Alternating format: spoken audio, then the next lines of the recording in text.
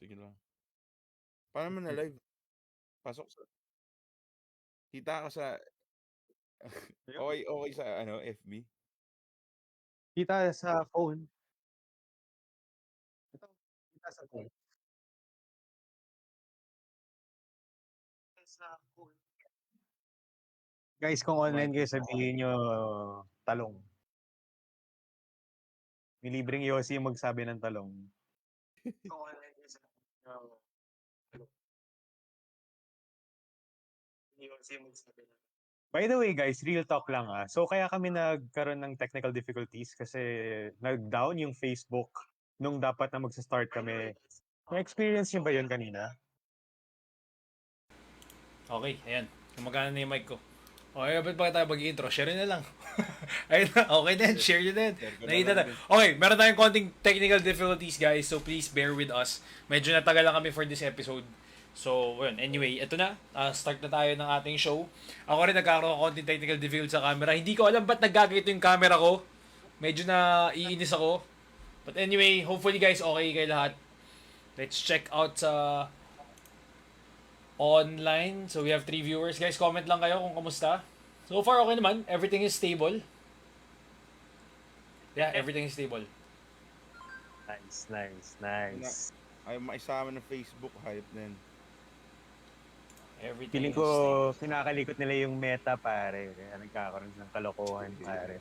Siguro. O baka may kumakalikot sa meta ni Mark. Baka. Well, share na natin yan. Yes, sir. Wala ba tayong, wala sounds, no? Wala na yan, hindi na yan. Nakita tayo. So nakita tayo online. Kita na ba tayo? Yung mukha natin. Kita na. Ako na yung gumagawa ng sounds eh. Beats na lang tayo. Wait, share lang namin guys ha.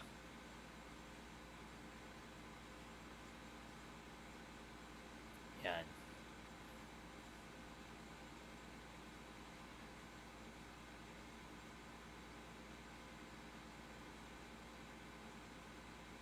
Yon, JM is here. What's up, pare? Thanks for tuning in. What's up? Okay ba? Okay lang ba FB mo, JM? Okay lang ba FB mo? Nagkaroon kami ng technical difficulties opening up Facebook sa desktop So, yun. Kaya ngayon lang namin na live. Okay lang ba yung sa'yo dyan? I think mayroong problema sa lahat Ay, gago na putol Yossi ko. Fuck. May problema. Share natin. Okay. Ayan, na-share ko na. Sa baba. Si Shaq. What's up, Shaq? Basta, man. Gago, Shaq. Nakita ko pumunta ka sa power plant ba yun? Nung recently, sa post mo. Tangina, looking sharp, man. Looking good. Did you guys watch a movie by any chance in power plant? Nung time na yun? Speaking of movie, Eternals, baka manood ako next week. You guys wanna join? Yes. Let's try to do it on a weekday again siguro. Monday. Ako Monday. Monday sounds good. Yeah, Monday sounds good actually. Monday. Sabi ni JM, okay naman, gents, pero not the same can be said for other people. Yeah. Well, good for you, pare.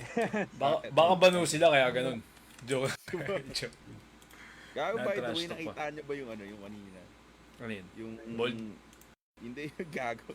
Yung namatay yung pumatay nung yung last Christmas ba yun? Wach. Yung police. Yeah. Na-snap. Sorry, what? Andiyan na ba ako? Yep, you're there. Yeah, kanina yun. Nakita ko. Ay, kahapon natin yung kanina. Karma. Sabi ni JM, Power Plant Mall is the best looking mall this season. I think they always are, pare. As in, they really decorate that shit up ng puro Christmas decorations, pare. Sabi ni Shaq, nah bro, just had dinner, but planning to definitely watch Batman. Yo, good choice, pare, good choice. By any chance, you're gonna watch Eternals next week? By the way, speaking of Eternals, guys, I had a friend that messaged me earlier this week. Tapos, that doesn't usually happen. Yung tipong pag may lumabas na movie na anything, tapos i-message ako ng kaibigan ko na yun. Tapos sinabi niya basically maganda yung movie. So yung assessment niya sa movie was that kaya raw maraming quote-unquote haters yung movie was because they weren't really ready for the Masyado daw malalim eh. moral message. Yeah. Basically, my friend said people weren't ready for the moral message of Eternals. So, we'll see. I'm very interested to watch it kasi Dahil lang it doon. seems to be... Parang Kaya lang guys kakain lang ako ng 4 cheese whopper pala by the way. Sige lang. Man.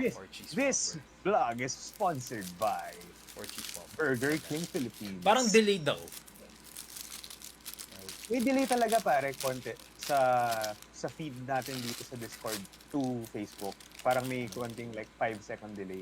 No, ako Not that delayed ako dito sa Discord natin. Discord ako ngayon. Oo nga no. Oo nga no. Delayed ako sa Pare, Discord natin.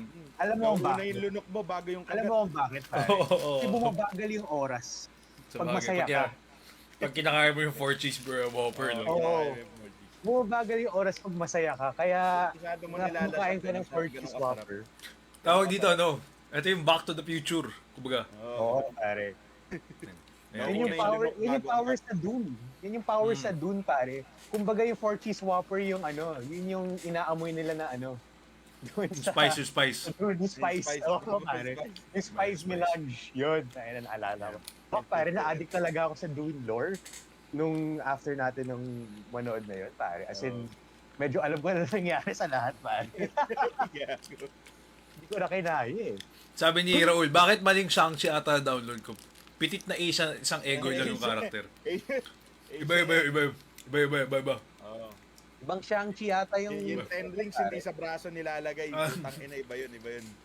Yung 10 rings, sa iba sinusaksak. Iba. Pare. Iba. Tangina, terno natin yung Shang-chi in the 10 inches ata yun. Oo. Shang-chi in the... Iba yan. Wild yan. Shang-chi in the 10 inches, iba yan, men. Iba. Iba yun. Wag yan. Uy, sabi ni JM, Shang-Chi was the best MCU movie this year since di pa lumalabas yung Spider-Man. Okay. Wait, so JM, napanood mo na yung Eternals? Just asking, kasi I haven't seen Eternals. So I'm curious on your assessment on that. Hintay pa namin I would agree, Eternals pare. sa Shang-Chi was pretty good, honestly. And, well, we'll talk about it more in detail later Well, on. anyway, mababayin natin. Sorry, mag-i-intro pala ako. Ba't ako, man? Anyway, what's up mga tigang? Welcome to episode 36 ng Tambayang Talong. Yes, Ay, wait guys. lang. Subo lang ako. Okay, so today, pag-usapan natin ang Shang-Chi movie Yes. na nirelease recently. Actually, i-release siya sa atin, pero kami nakapag-advance screening kami. Luckily. Pero Lumipad tayo, pare. Kasi diba Oo. nag-lift yung travel restrictions. Pumunta Oo, tayo sa LA recently. Over, day trip lang para lang manood ng Shang-Chi. yamin ko ba? Parang kubaw. Ang kubaw. Yes. So, Yes. Mabilis today lang, mabilis lang. Today, we'll talk about Shang-Chi. Pag-usapan natin kung ano yung maganda sa kanya, ano yung mga nakakatuwa, Easter eggs, o meron ba kami mga ayaw.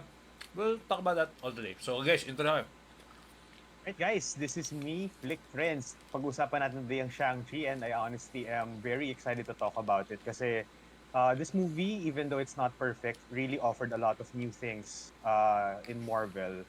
And yun, we'll talk about it more in a few moments. So Ivan, kumusta ka dyan, pare? Kamusta mga pre? Ako si Vander, si Sound, streamer ng Talong Gaming na matagal na rin hindi nag-stream. Nahahawa na ako kay Lapaw Kichu, men. Pero yun na mga tol, masarap pag-usapan tong ngayong gabi, yung Shang-Chi. Tama si Migo, men, medyo kakaiba to dun sa ibang MCU movies na nakita ko, which made it interesting for me. So, gusto ko na pag-uusapan to. Mamaya ako na, tsaka na tayo mag-dive in. Isa-isahin muna natin to. Pero ikaw na, paring Wach. Okay, ako naman si Wach. Isang dating streamer ng Tambayang Talong. Ewan ko, mag-stream pa ako. Gagawa lang tayo ng show. Pero game streaming, hindi ko pa alam. Anyway, welcome to our show. And today yun, pag-usapan natin ng Shang-Chi. Wait lang, may tumatawag, sorry. Yes, pag-usapan natin ng Shang-Chi. Let's go dive in. Medyo late na tayo, so diretso natin to. For sure, pare. So, I would say, pare, I really want to get down to the point. Shang-Chi has the best Marvel villain solo movie ever, pare. Honestly, if you look at Wang Wu, which I want to call the OG Mandarin, kasi siya naman talaga yun. Oo. I really think Marvel really did a lot for his character, especially in terms of yung heart, yung parang pinaka-emotional core ng movie is really, for me, I don't know kung same yung experience nyo and also yung viewers natin, so please tell me. Pero I really think that Wang Wu, the OG Mandarin, is really the heart and soul of the movie. Not only because of the great performance of Tony Leung, legendary Hong Kong actor, by the way. Not only because of his performance, but with the material that he's given and the role that he has. Kasi if you look at him, pare, and you compare him to most Marvel villains that we have gotten for the past, ilan na ba yun? Mag-11 years na ata, no? Kasi 10 years ng Endgame. Oh, actually, magka-12 years na ata. Of all those movies, pare, we all got really bland villains. Usually yung kalaban natin dun ng mga villain, yung parang yung elf, dark elf sa Thor the Dark World na parang Oo. sobrang, alam mo yun, parang you don't really give a shit about these people.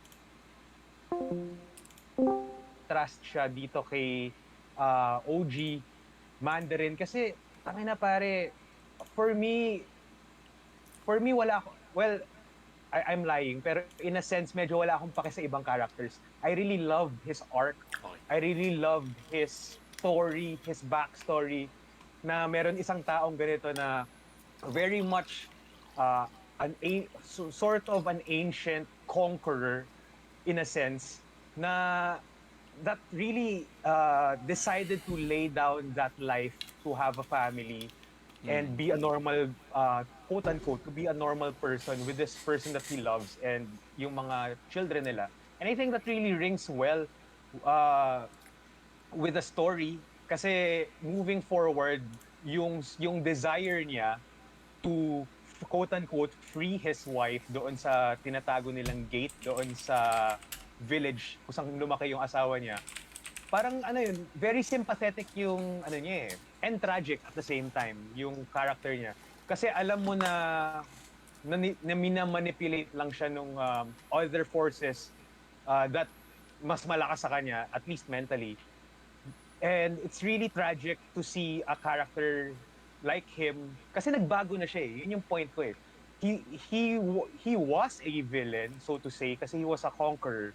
Pero an argument can be made na this guy was a conqueror before kasi yun lang naman yung ginagawa ng mga tao dati. Alam mo, Oo. yun yung PS5 nung araw eh. Like, anong trip mo ngayon, pare? Well, subukan natin sakupin yung kabilang barangay. Parang yun yung trip dati. So I can't really Oo. blame this guy because he was just living what he was, I guess, kung ano yung devices na sa kanya nung araw na yun lang yung ginawa niya. So he did what he had to do.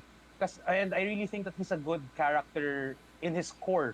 Kasi he already left that life. Tapos, yun na nga, tragedy happened. Namatay yung asawa niya. And now na he was a grieving, ano ba yung kabaliktaran ng widow, pare? Pag namatayan ka ng asawang babae. Widower. Oo, parang yeah. Basically, he's that guy. Nawalan siya ng asawa and now he's grieving. Tapos nawala rin yung mga anak niya. And I can't really say anything wrong with this guy because this guy is fucking not a villain. If anything, he's a tragic hero. Kasi, yun nga, he was being manipulated by stronger forces that's there. So, that's unfortunate. And it's also, another layer of the tragedy is that yung anak niya yung somewhat that had to stop him. Pero, yeah, I guess yun yung pinakagusto ko pag-usapan talaga sa Shang-Chi, pare, was the OG Mandarin, si Tony Leung. Kasi, this guy really made the movie for me. And yeah, siguro I'll stop muna there and I'll ask you guys what you guys think about the movie first time. What are the good positives at least? Ako sa akin, parang ano, ang tawag dyan, yung sa mga scenes, pare. Bukod dun sa, dun sa villain, nag-agree ako dun, man. Parang, kasi parang bibilang lang nga yung villain sa may, parang magigets may motivation nila kung bakit nila ginagawa yung kailangan nilang gawin. Eh, yun nga yung nagpapaganda sa mga villains eh. Dapat maintindihan mo kung bakit sila masama para try mo maging tawag dyan, ilagay yung sarili mo sa paan nila o sa sapatos nila kung gagawin mo din ba yung ginagawa nila dun sa movie. So, Yeah. nagigets ko dun yung part din. Maganda nga talaga yung pagkagawa nila dun sa villain. Ang nagustuhan ko rin din yung mga parang may mga hindi ko alam, pero parang may mga callbacks at sa first scenes ng movie, parang may callbacks dun sa mga old Chinese kung fu movies, pare, na Oh, yeah. nakikita natin sa of the past. Tapos kasi 'di ba parang pinapakita nila na hindi pa pinapanganak si Shang-chi. Parang ito yung luma, ito yung mga siguro 1970s yan, yung mga ganun. Parang ganun yung dating mga crouching tiger, mga ganun na klase. Oh, yeah. Oh, yeah. Oh, yeah. Tapos by the end of the movie, kala ko parang maging ganun. Tapos by the end of the movie, parang ginawa nilang minodernize nila MCU. uli yung naging MCU siya, minodernize nila yung action scene. So parang natuwa lang ako dun. Ang talino nung director kung paano niya shoot yung mga scenes na yan. Pero I have to say, isa sa mga hindi ko lang nagustuhan dito, Ben, isa to sa mga MCU movies, sa mga onting MCU movies na may pangit na CGI. Kasi dun sa simula pa lang ng ng movie, parang kitang-kita mo na parang wala sila dun sa parang hindi sila sobrang naka-focus. Parang alam mong fake yung background nila, ganyan. Although by the end of the movie, yung sa third act, parang medyo ginandahan na nila, pero hindi all throughout. Parang nagtipid sila.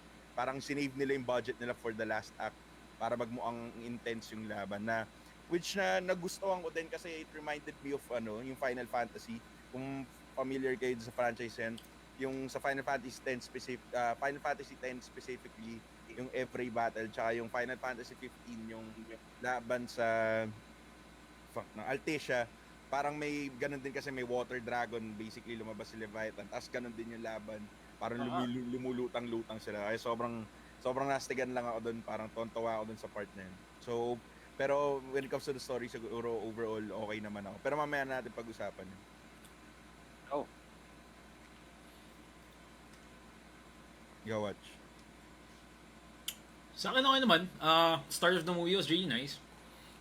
Basically, it's another, how should I say this? Another origin story na nakuha natin in Phase 4, which I guess it sets us apart in terms of, kasi pag Phase 4 tayo, it's all a continuation. But now we get another origin story, and to think na hindi siya dragging na origin story, in my opinion, it was really nice. I liked it. Personally, meron ba siyang Asian touch? They were trying to sell this as something about an Asian blah blah blah shit. Alam mo yun, parang another first Asian superhero ni Marvel. I honestly didn't feel it. I didn't feel that much na parang ewan ko, I'm not saying it's bad. I'm not saying it's also good. Na parang, but the way they were selling this, they were selling this before, prior to the show, na parang, oh, this is something new in the Marvel universe, another, or like an Asian superhero, there's going to be different. Pero in my opinion, it's not different in a big way. So, if some people were expecting to comment to hear na parang, oh, this is going to be explosive or something like that, or like, parang masterpiece. Hindi siya yung parang black, Hindi. kung paano yung Black Panther, no? No, it's not. Kasi diba yung Black Panther, you said this is going to be like an all-black movie. Diba? Sabi nila, director black. Everything, it's basically the parang black culture.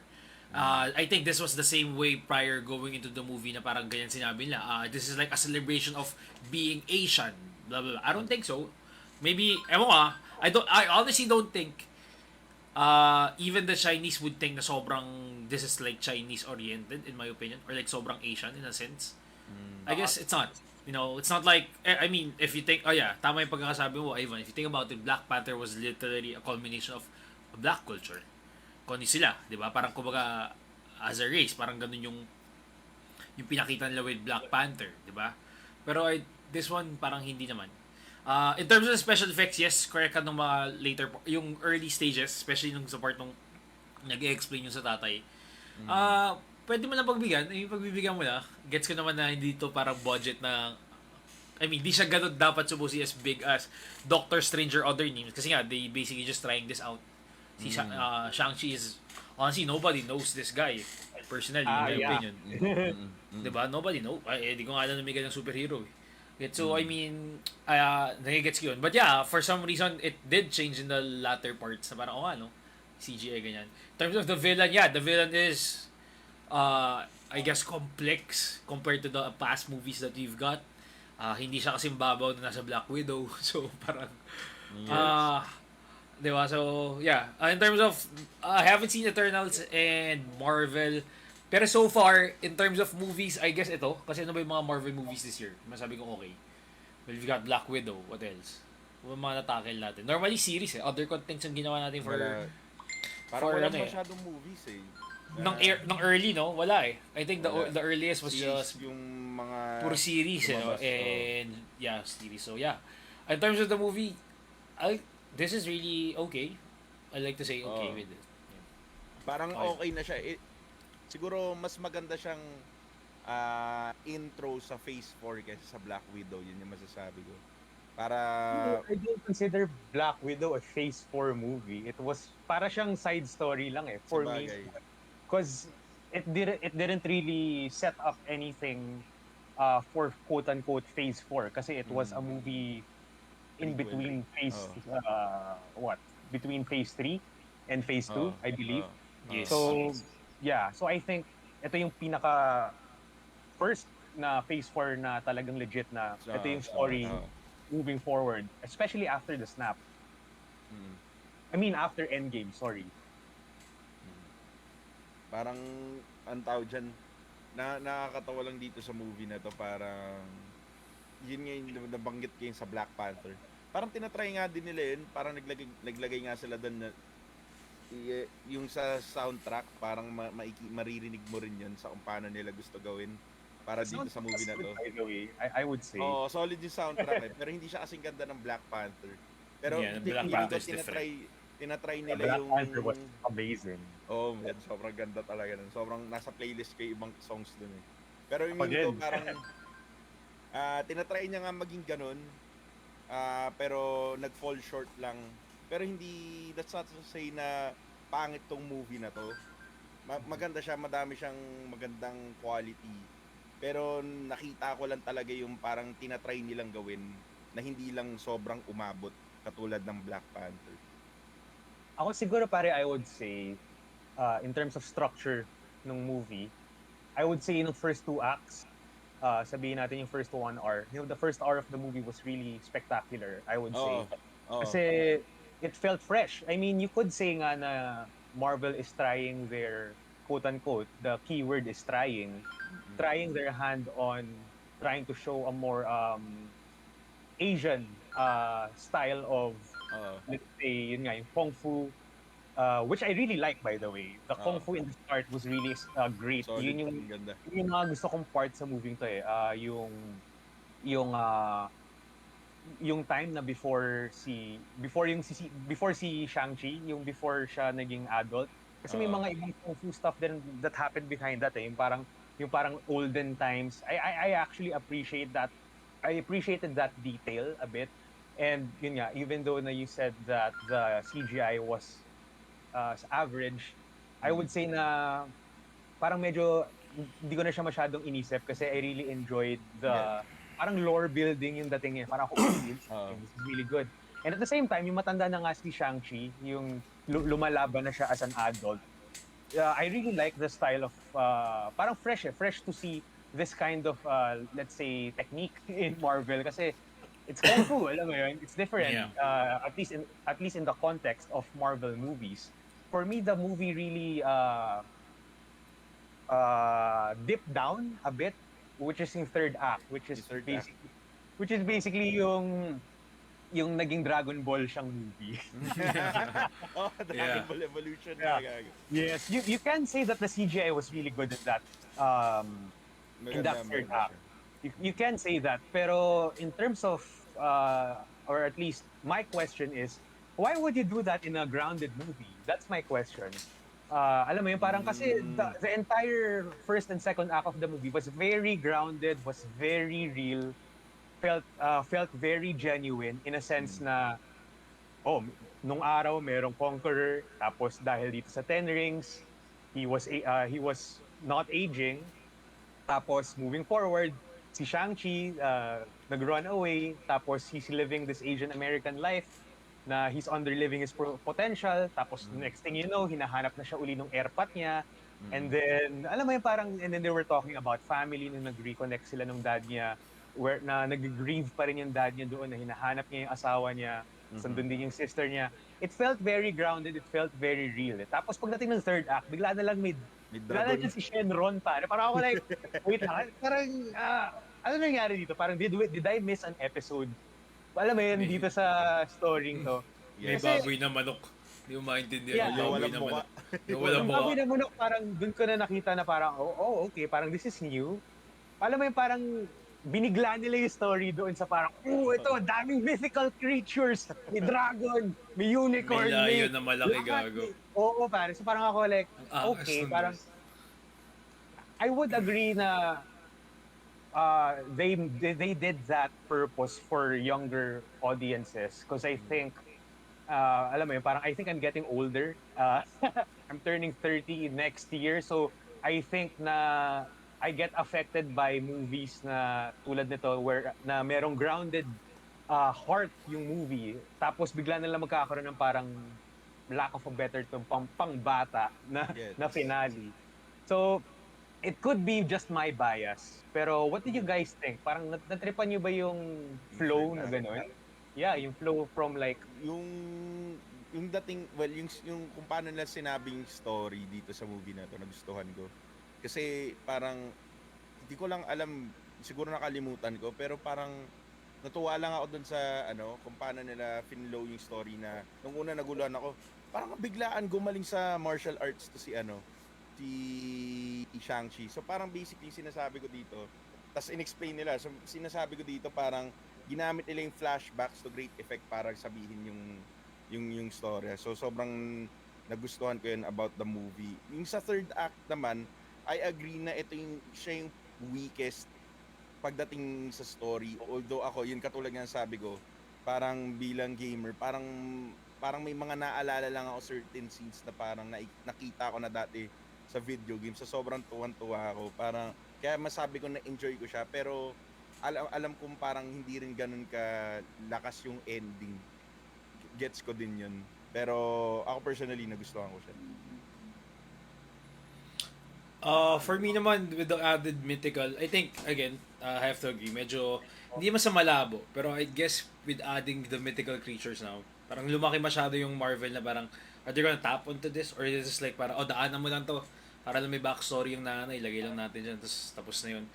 So, in terms of CGI and the concept of, alam mo, feeling ko dinagdag lang talaga para masabi, uy, tangin na Asian, lagay tayo lion, lagay tayo dragon, para talagang sobrang Asian. Although May ganong badass feeling. yung lion na yun, men. Batas yung lion, pare. Pati Ay, gago badass men yung yung dragon. Gago ako si Shang-Chi, nando ako sa tubig. Tapos tangina, hinarap ako ng dragon. Men, mapapanik ako, gago.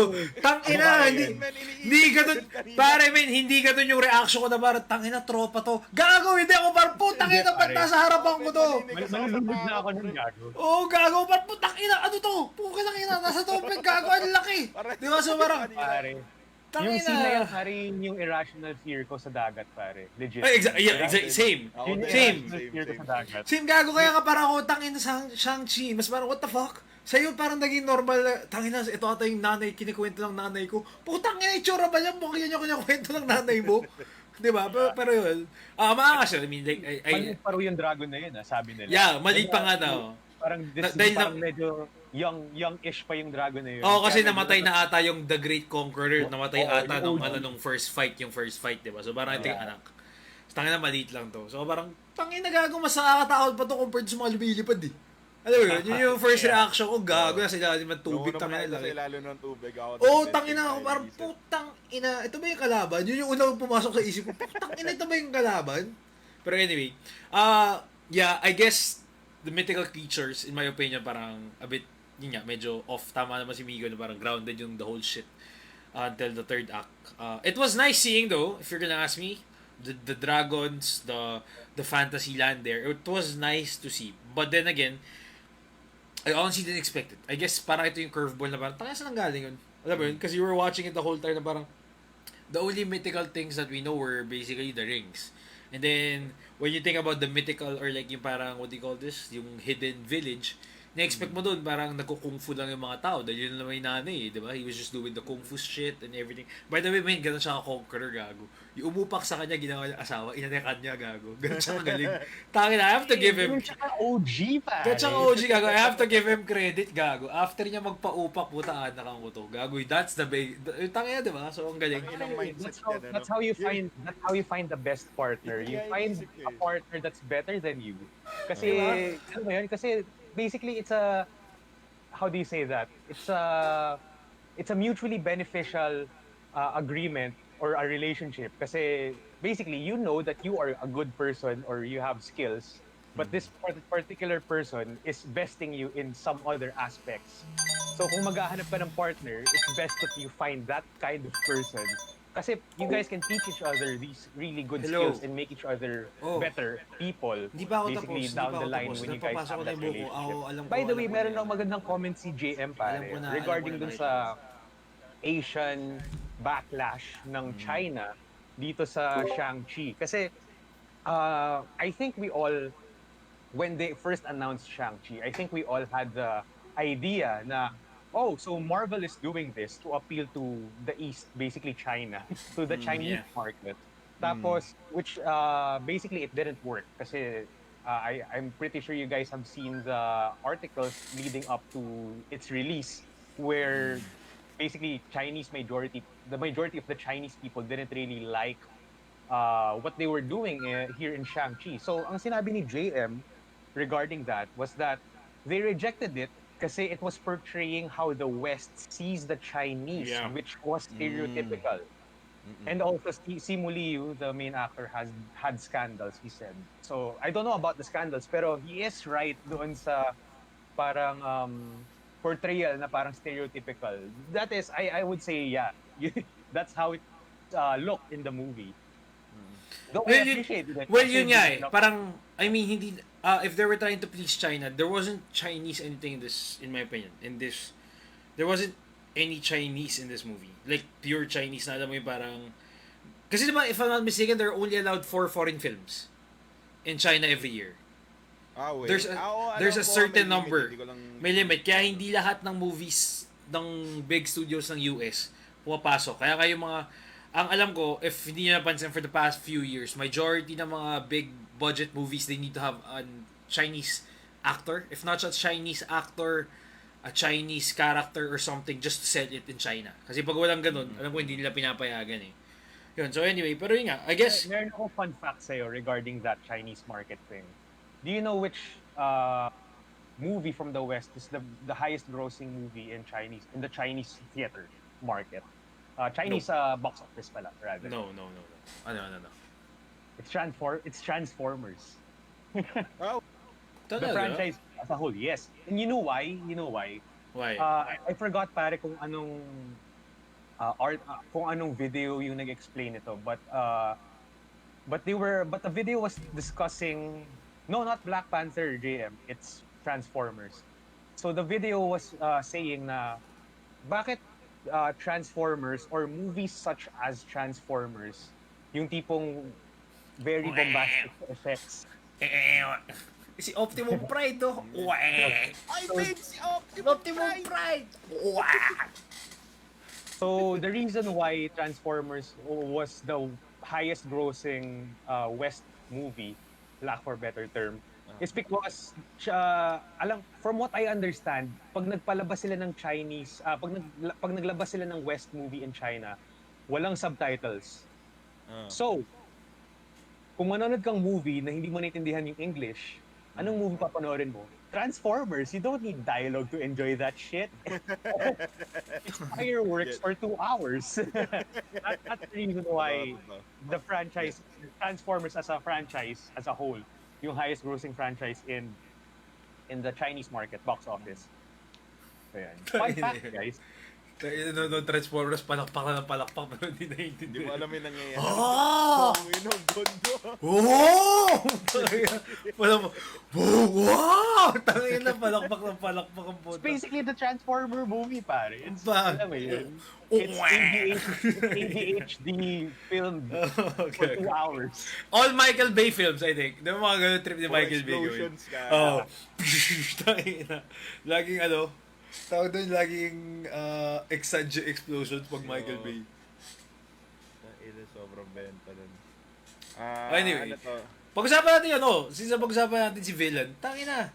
Yes, maangas yung tatay.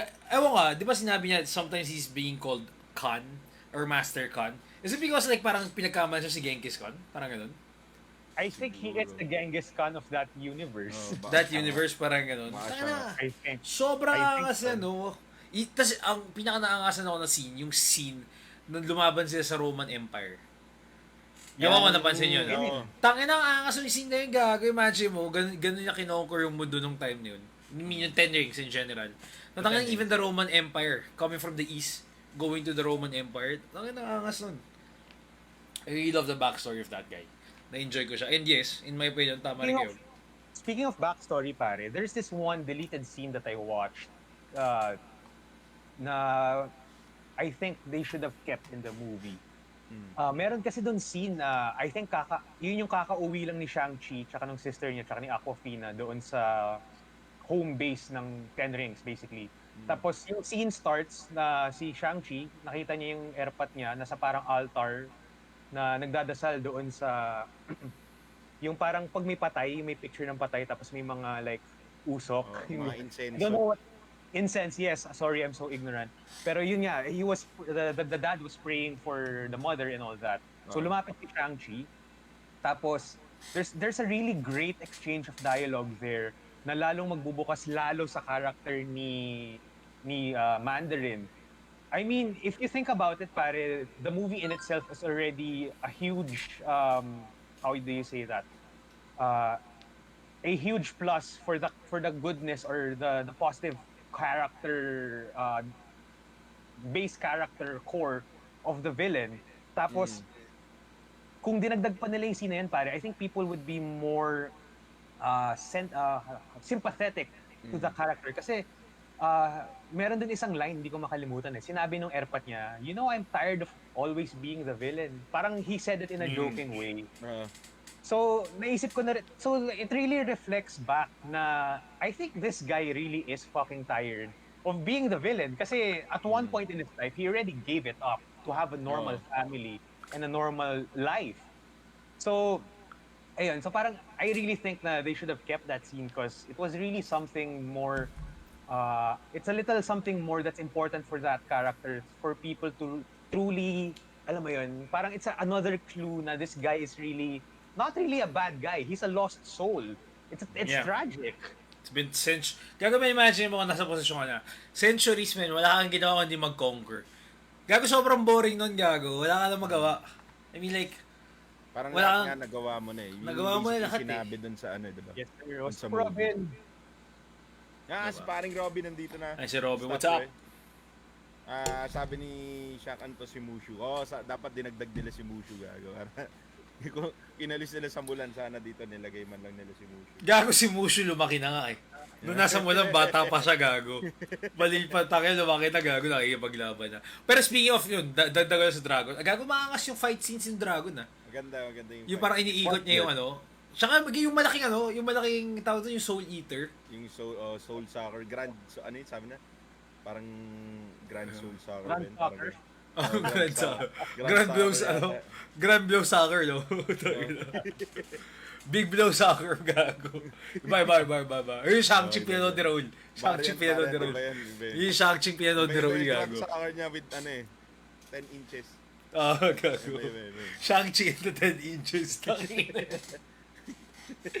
Pahirapan yun, men. Pure sok pa yung rings doon, men. Ibang rings, gago. Pero gusto ko, bukod dun sa mga main characters, men, sino yung sa side character, sino yung pinaka nagustuhan niyo? Bukod dun sa villain, tsaka dun sa protagonist natin. Pare, honestly, I think yung character na to, you either love it or hate it. I think I really like Aquafina dito sa ano na to. Kasi her character is in a very peculiar position wherein siya yung comic relief, diba? Usually pag may comic relief characters sa Marvel, usually hit or miss yan. One good example is si Darcy doon sa Thor movies. I find her annoying. Hot, yes, but I find her annoying. So she was put in that kind of character. She was framed in that character. Pero I really like her character. And also, gusto ko lang sabihin, pare, naalala niyo yung nag-inom tayo dito after nung Dune? So, napag-usapan natin na nagsusulat ako ng story before na gusto ko talaga magkaroon ng parang mainstream story na okay lang magkaroon ng two friends ng opposite sex na Yeah. platonic yung relationship nila.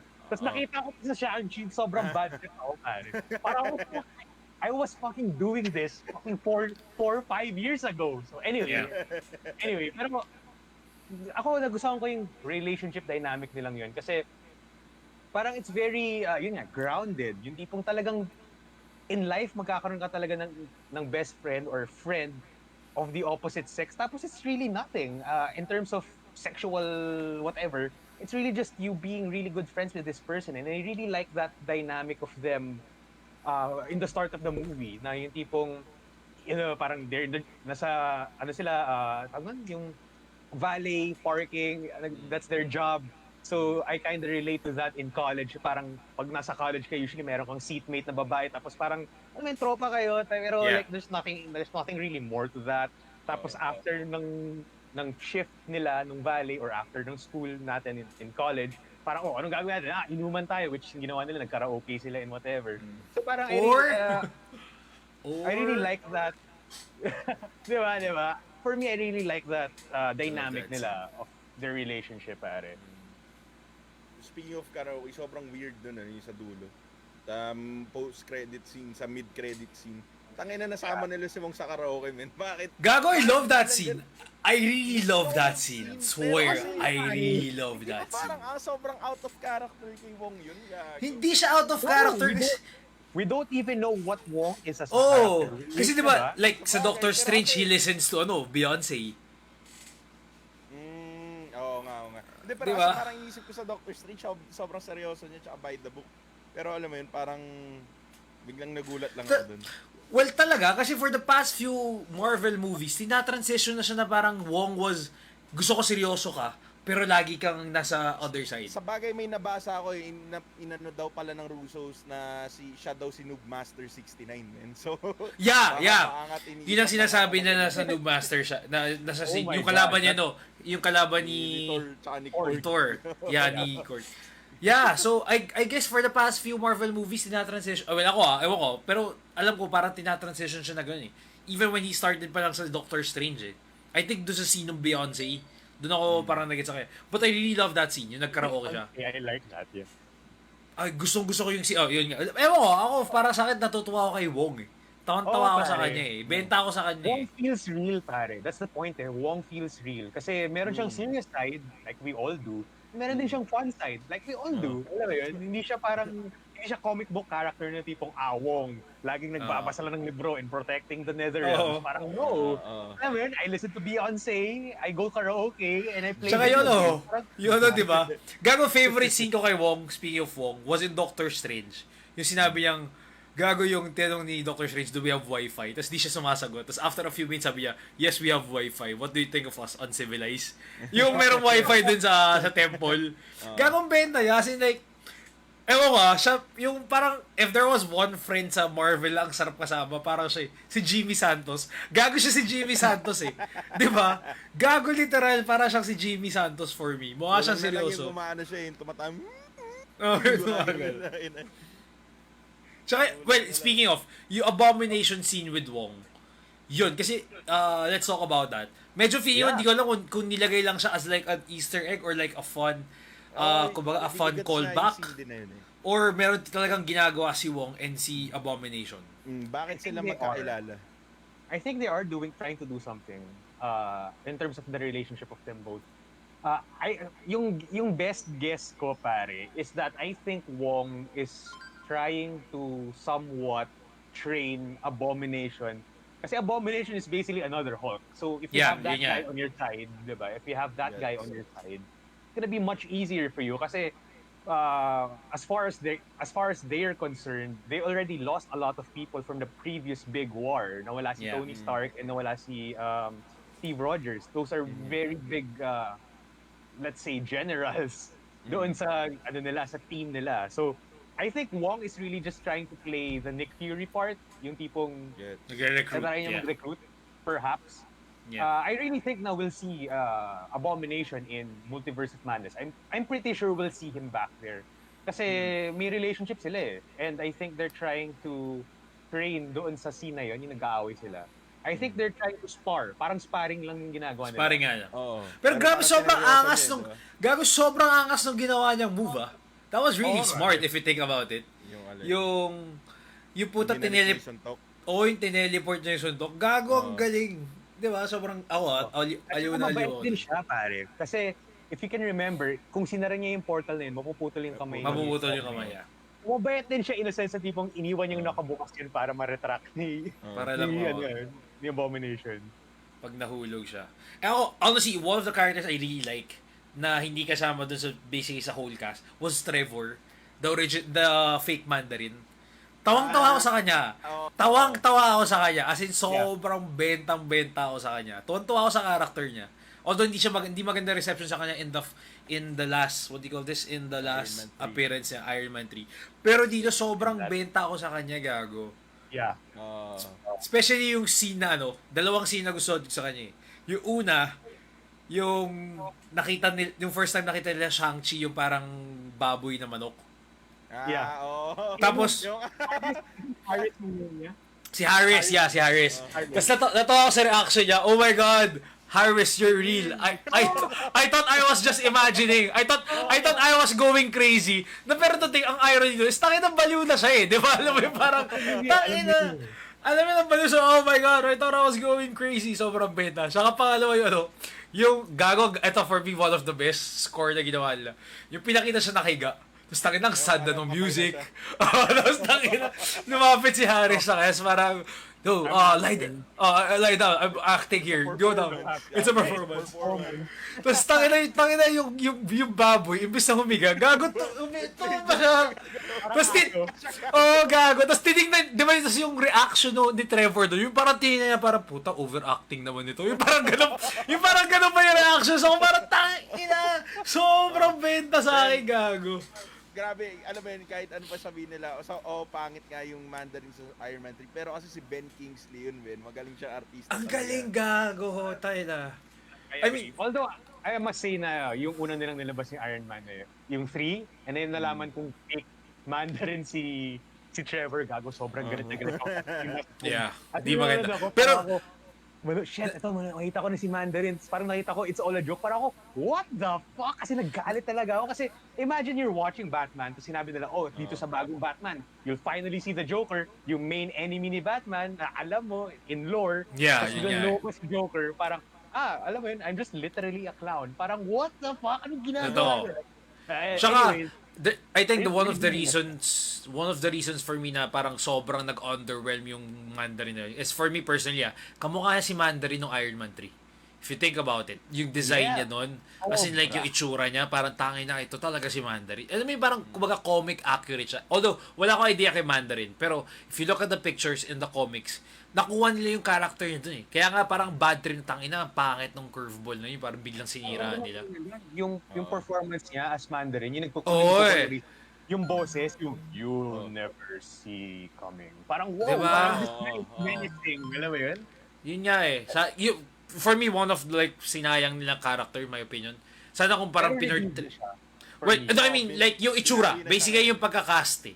Yung pagkakast sa kanya. Sayang yun na parang we could have seen more to it. Pero yun nga, I mean, na-redeem na siya ngayon.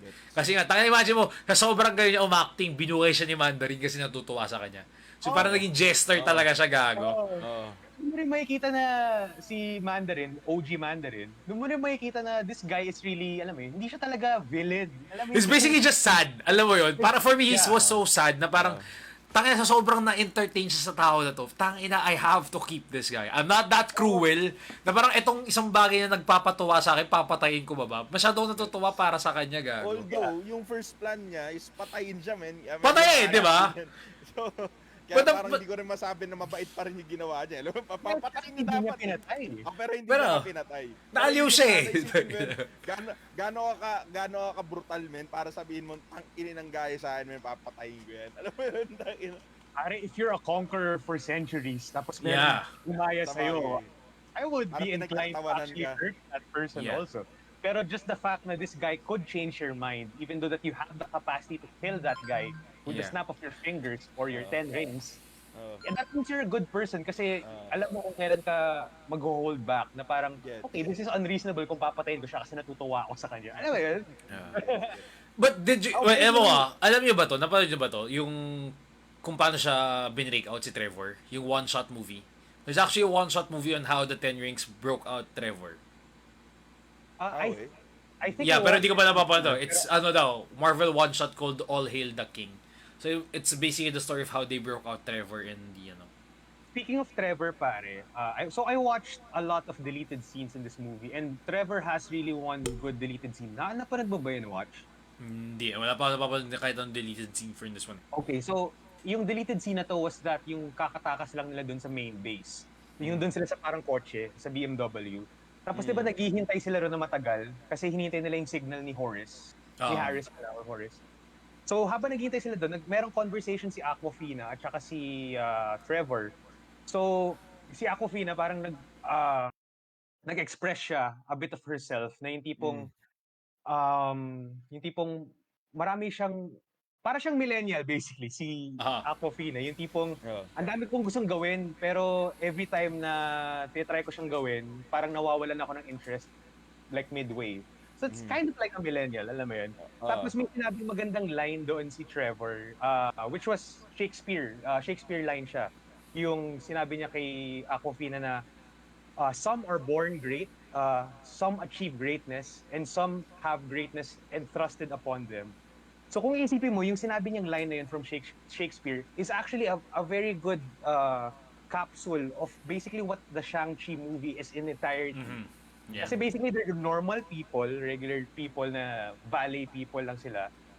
Nagpa-park sila ng whatever. They didn't really care about the world. Nagkakaraoke lang sila at night.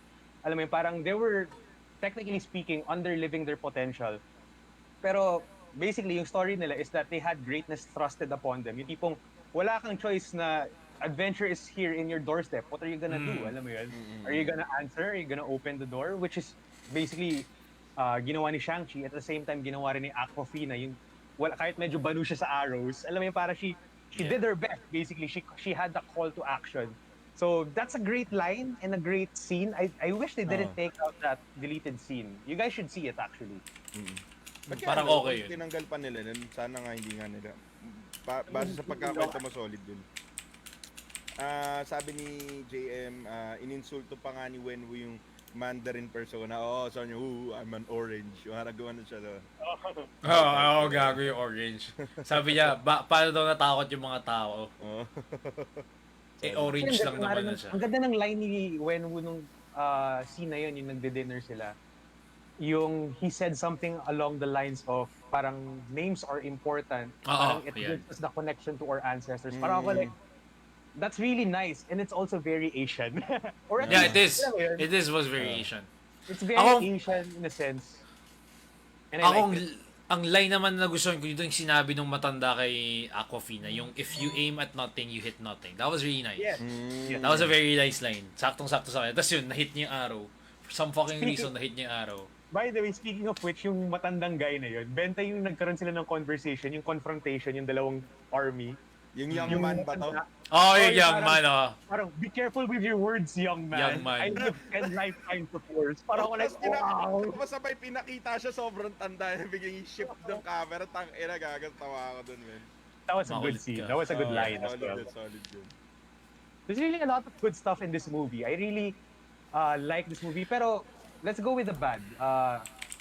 For me, guys, what do you guys think of the sister? Kasi I think that there's really a missed opportunity doon sa sister. Parang siya si Shadow Shang-Chi, gago.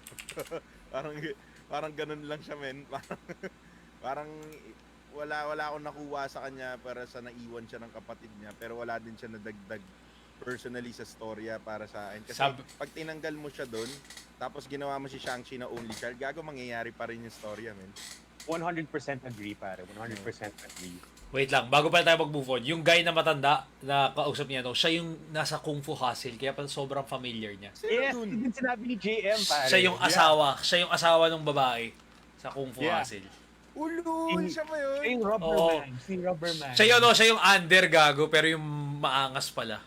Oo. Can I just say, pare, Kung Fu Hustle Yung is such saying an goes. underrated movie, pare. It By is, the way, it is. Hiling Talong of the Week ko, pare, by the way. Yuenwa. Si Spoiler Yuenwa. alert. Si Yuenwa. Yuenwa yung name niya.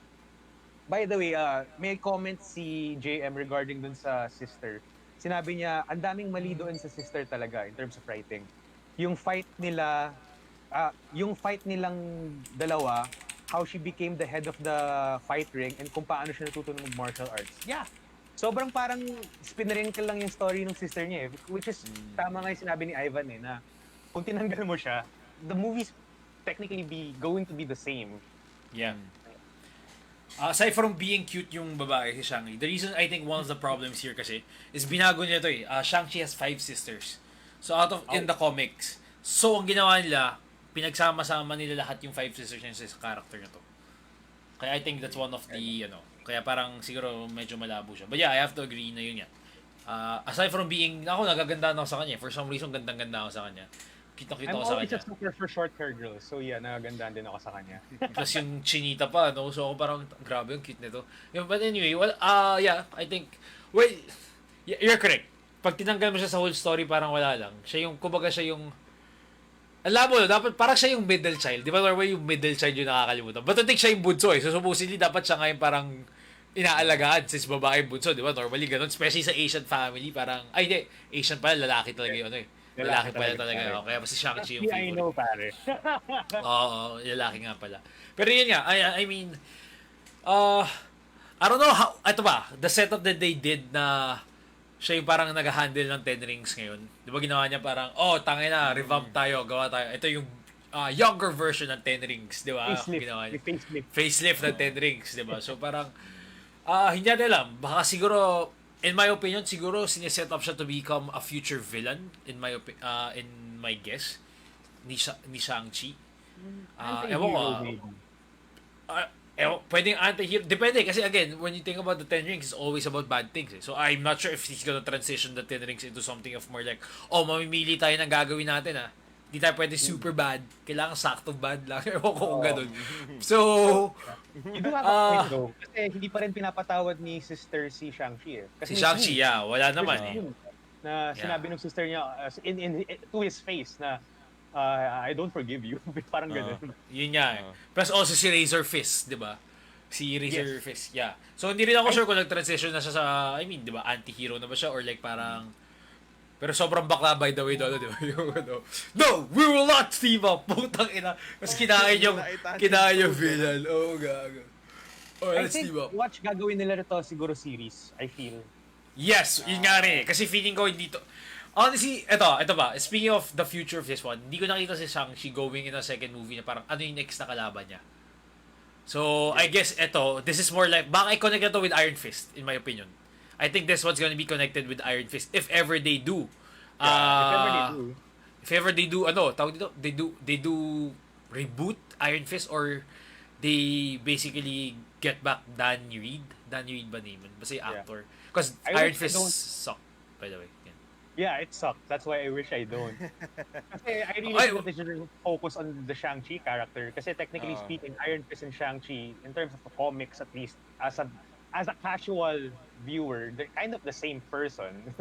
Yeah. So ang iniisip ko nga with Shang-Chi kung ganun. ang iniisip ko dito baka nga, if ever lang ipasok lang si Iron Fist, it's more of like, tangin na, buhatin mo si Iron Fist, Shang-Chi, para lang magamit natin. Alam mo parang gano'n, parang sama mo to sa property para malagdag natin for the other.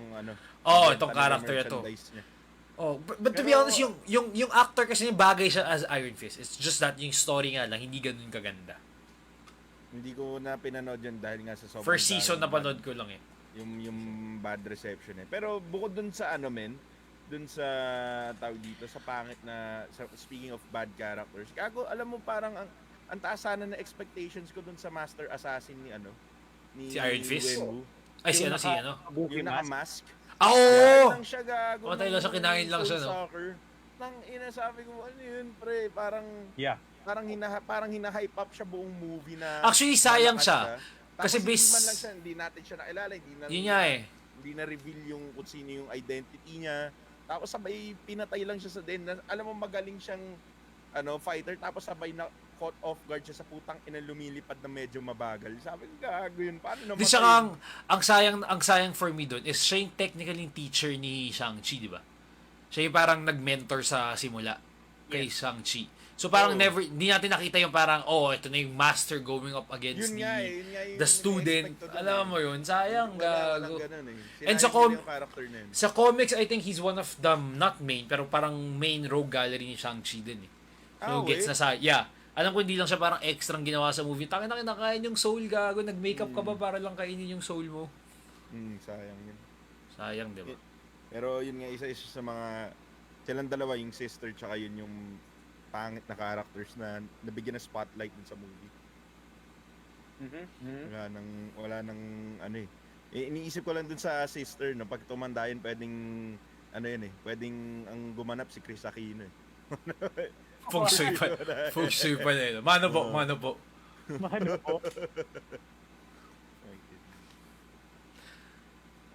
Speaking of, nandun din yun, no, yung funny Asian guy. Oh, yeah, yung comedian. Yung comedian. Yeah. I'm glad he's in the MCU. Natatawa ako sa kanya eh. Nakatawa nga siya. Yung para siyang batang sino yung sa Hangover? Sino yung sa Hangover?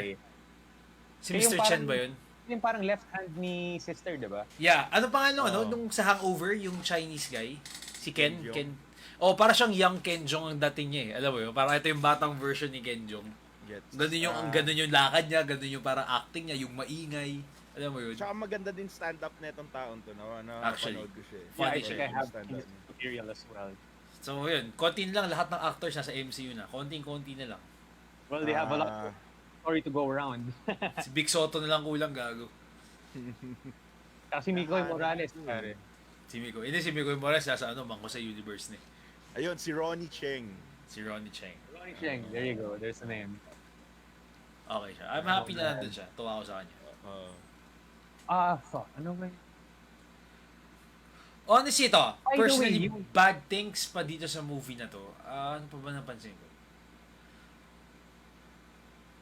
Actually, wala na akong maalala. Aside from those characters. What you guys think of the mid-credit scene? Yung tinry nila i-assess yung ending, then they saw that may beacon, di ba? Yeah, and it was basically a much older device than what we were previously informed. That was interesting. Kasi parang sinasabi na it was an alien thing. It wasn't. Yeah.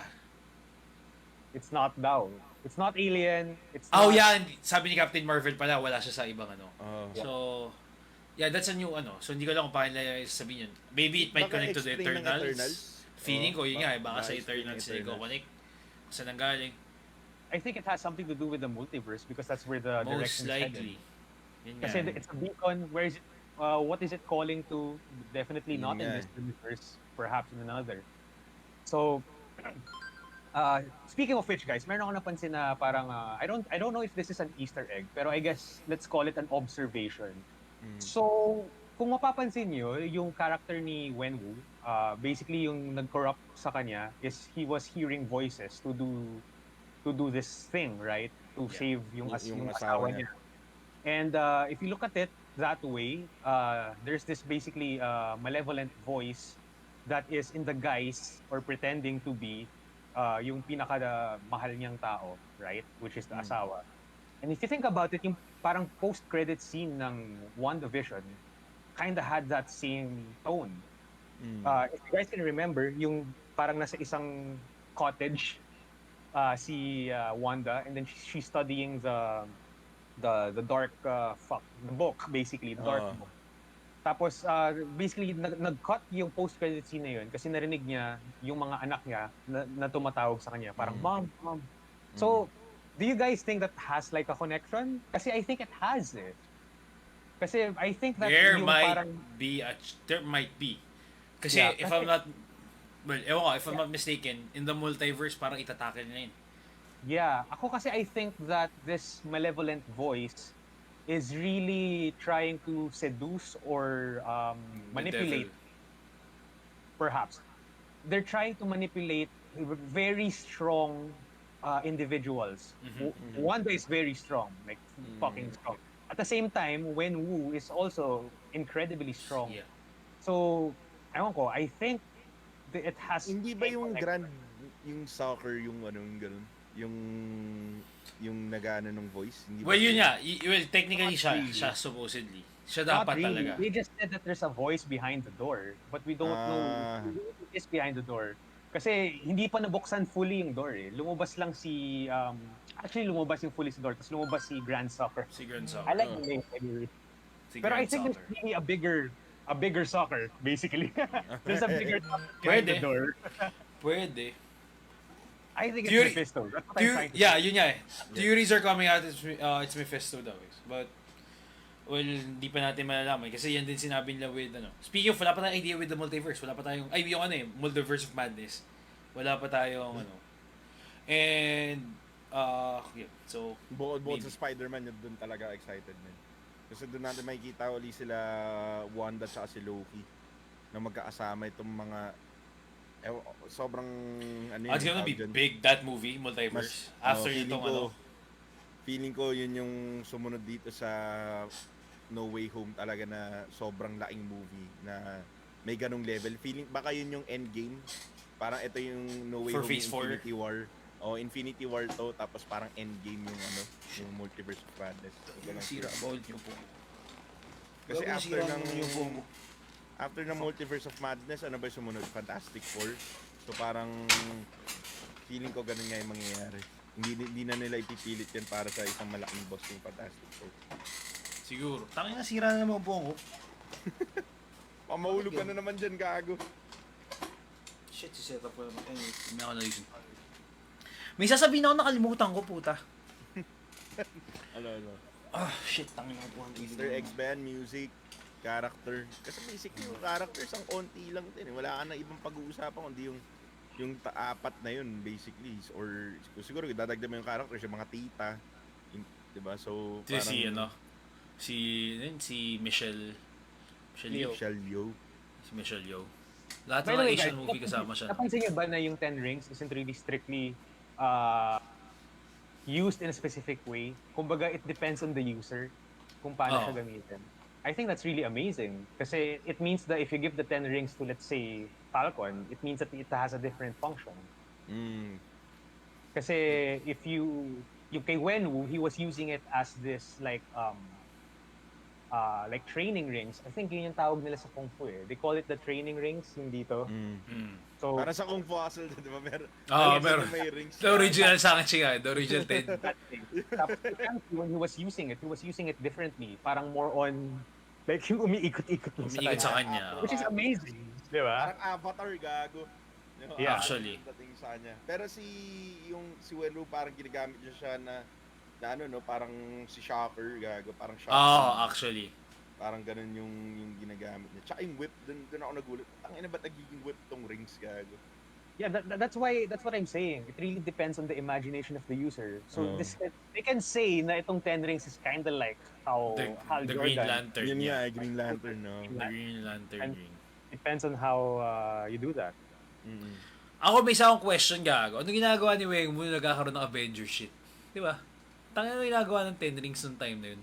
Nakatambay lang. Ayun, naalala ko na si Miko anyway. Gago men, ito lang I find this really odd. Na parang yes, siguro dahil naging naging norm na sa universe nila. Parang mystical shit or something magical. Gago naging norm na yung portal, no? I mean, wala nang sa shock. Imagine ba si Wong, nag-portal siya papunta dun sa restaurant. Parang yung mga tao parang wala lang. Parang naging LRT na lang sa kanila. Yeah, it's not nagulat shocking. pa rin sila. Yeah, nagulat sila Nagulat pero alam mo yun, parang not like nagulat na parang, I mean after yun, I'm pretty sure everyone, like parang inaano to. Pero sa kanila parang, okay, the fuck is this? Parang pagkatapos na wala na, okay na. So alam mo yun, parang, I don't think that's a big thing sa universe nilang yun ngayon. Kasi they've been invaded several times by yun nga aliens. di ba? So parang, Diba? ano na natawa na nga ako na parang, half of the entire civilization. yeah. So feeling ko normal na lang yung mga parang, so okay. Alam mo, parang kunwari nakatira ka sa, I don't know, let's say you live in a very evil barangay. Parang, so may binaril. Parang, okay. Pwedeng gano'n na. Parang sanay ka na eh. Yeah. Ano yan, tawag ba doon? Ano ba tawag, anong term doon? Desensitized? Yeah. Yan. Parang iniisip ko dito sa movie na to, yun nga parang origin story siya, pero paano pa niya palalakihin yung storya ng MC ng Phase 4 as a whole bukod dun sa Beacon. I mean, ano yung pwedeng itulong niya? So, ibig sabihin, ang iniisip ko kasi parang masama yung 10 rings, di ba? So, pagka naalis na yun, wala na bang panlaban si Shang-Chi dun sa mga susunod na kalaban? Actually, yun nga eh. Ang for me, ang very interesting din dito is ano yung future ni Shang-Chi. Na parang, well, kinausap niya Avengers. So, I guess, nire-recruit na siya sa Avengers. He's gonna be part of it. But the thing is, parang, moving forward, in which movies are we going to see him? Guaranteed. Yeah. Like, example, are we gonna see him in... He's in San Francisco, di ba? Is there a chance na if Venom is set in San Francisco, is there a chance he's going to be there? If ever there's going to be a Sony crossover with the MCU. So parang, anong aspect ba to? Babalik ba sa pagiging grounded or magiging mystical yung side ng Shang-Chi? Kasi so far, yun nga, medyo magiging parang anlabo nga with the mythical creature. Parang, are we gonna see more of yung hidden town na yun or parang hindi ginawa lang yun just for the sake of this movie, so parang it's a hard to again. diba parang it's ano eh, like it's a I find it very confusing kung saan mo ipapasok si Shang-Chi going forward. Well, I think they can just do another Shang-Chi movie tapos it's really more grounded in a sense na like what we've seen in the first 2 acts. And then, perhaps there's going to be another battle, pero not as grand, hopefully, as this first movie. Kasi it really, it's not for me. Feeling ko against the sister na to eh. Yung second movie. Yun nga eh. So parang Shang-Chi 2. Parang kung yung pagka-grounded yung hanap natin, parang yun na yung only way para maging ganun yun. Kasi sila na lang dalawa yung maglalaban, wala nang powers. Ano yung percent nyo? Anong percent, guys? May tanong ako. Anong percent sa tingin nyo makikita natin si Shang-Chi sa No Way Home? Maliit. Less than Maliit. 10% ako feeling. Ako rin. Ako, I would say it's 60% possible. Wow, eh. Wala lang. I mean, when you really think about it, kasi, so basically yung post-credit scene had a lot to do, or clues at least, na yung 10 rings is something not from this universe. Far From Home is going to touch that topic. So perhaps they're going to need the 10 rings to probably stop or close a portal, perhaps.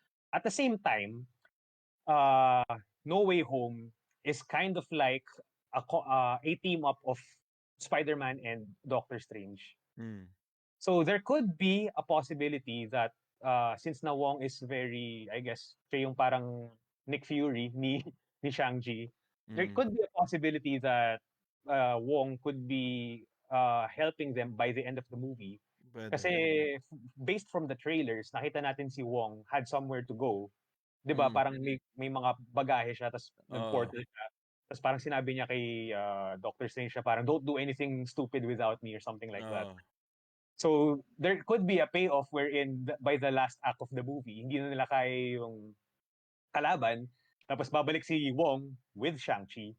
Tapos meron ding payoff yung joke na yun, sabihin nila, I told you not to do stupid things without me. Tapos now I have to clean it up. Alam mo yun, parang ganun. Gets. Parang dun siya, tsaka si Shang-Chi. Maybe. Ako iniisip ko lang, lalabas na lang talaga sila lahat for Multiverse of Madness eh. Kasi parang wala kasi siyang pwesto dun eh. Kahit man yung Beacons eh. Parang siguro papakilala na nila dun si Mephisto. Posible natin makita yun.